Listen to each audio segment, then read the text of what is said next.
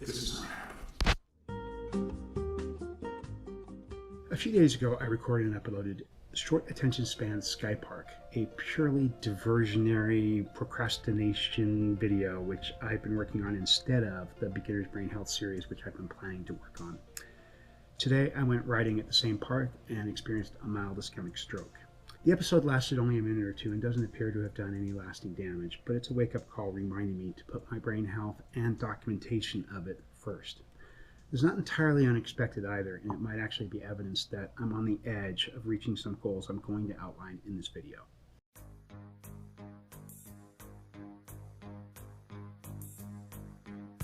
A few years ago, I began experiencing dramatic health issues. I had trouble focusing on things, was frequently irritated, and extreme, persistent headaches. After some episodes, I found myself slurring words, losing time, and forgetting things. We're not talking about simple things like where I left the keys. I was forgetting parts of myself.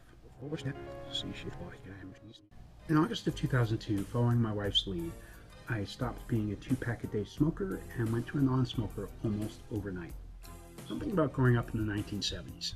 The Clean Air Act was beginning to take effect, but we still had numerous red flag days where schools prevented children from exercising because breathing too hard could kill you. No surprise, as a teenager, it didn't seem crazy to pump the toxic exhaust from cigarettes straight into my lungs.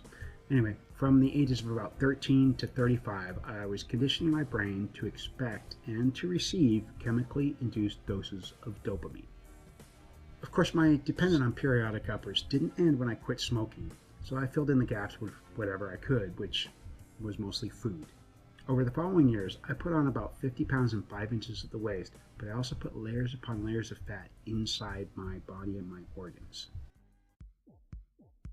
Most of us have known for decades that foods high in fatty acids will damage the heart and circulatory systems. What I've begun to understand recently is processed foods, which I've been eating most of my life, can be equally damaging. Take a look at almost any packaged product at your local grocery store, and you're going to find most of them have two basic goals: to manufacture and ship the product as cheaply as possible, and fill it so full of stuff that's going to be appealing to your brain that you're just going to keep eating it no matter how bad it is for you.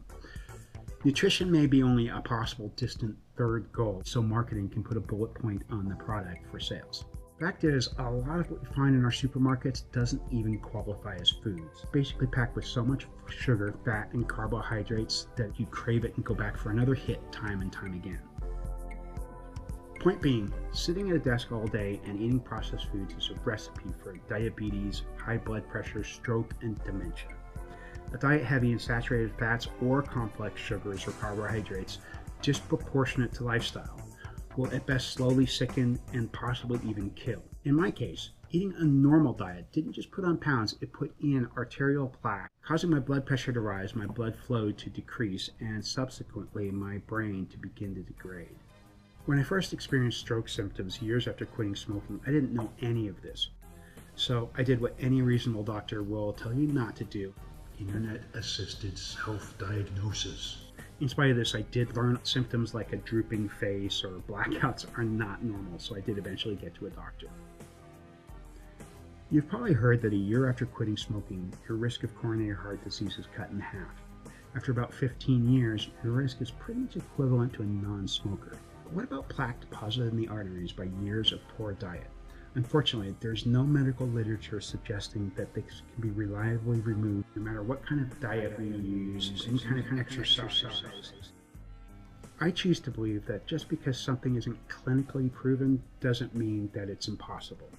After studying diet research, Alzheimer's research, and cancer therapies, I've come to believe that a somewhat extreme combination of diet and exercise can start removing plaque from my arteries. While I can't with any conscience recommend this to anyone, for me it seems preferable to death. So here's the plan.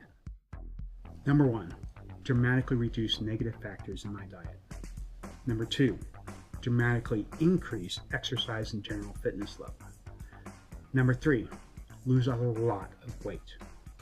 Number 4, retrain my brain into refocused creativity. So I'm going to get a little bit more specific into what I've done so far. I did go to my general practitioner and I got on blood pressure medication for the short term. I also began exercising at least 20 minutes every day. It's not always cardio, but it's habitual. I run and mountain bike several times a week, and I do workouts pretty much every single day. I have dramatically reduced sugar, carbohydrates, salt, and many fats from my diet. I began eating a much healthier diet, nuts, vegetables, fruits as my primary diet. I'm continuing to cut back carbs, calories, and increase my exercise level until I lose 50 pounds. I still have a long way to go, but the results so far are pretty substantial. Persistent ringing in my ears has reduced dramatically. Until today, I haven't had any seizures, blackouts, or unexplained loss of time. My chest pains have reduced. They're not entirely gone, but they don't stop me from being able to breathe, which is good.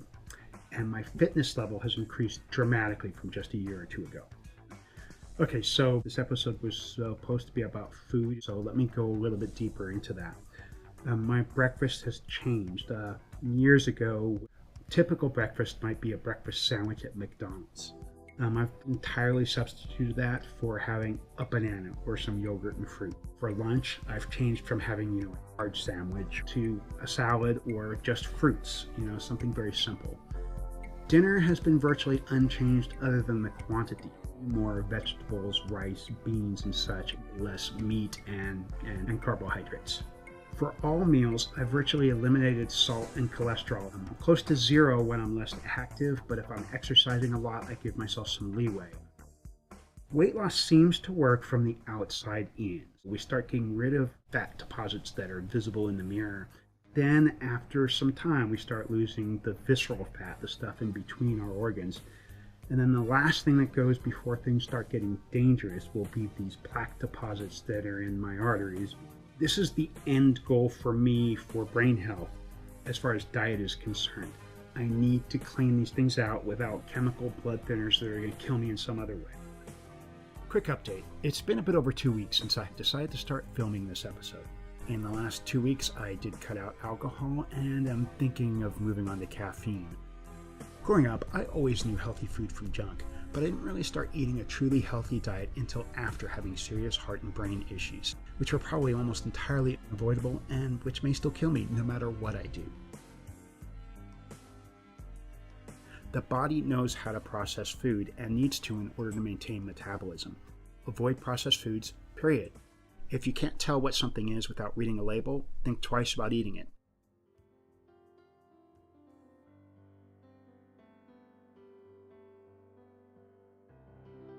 To be clear, there's a lot more to this. I'm not going to get into microbiome, herbal supplements, food chemistry. This is beginner's brain health after all. The brain is like a sponge soaking up everything we get. Every day we train our brain into a lot of repetitive behaviors. If you can make just one change for brain health, make it everything.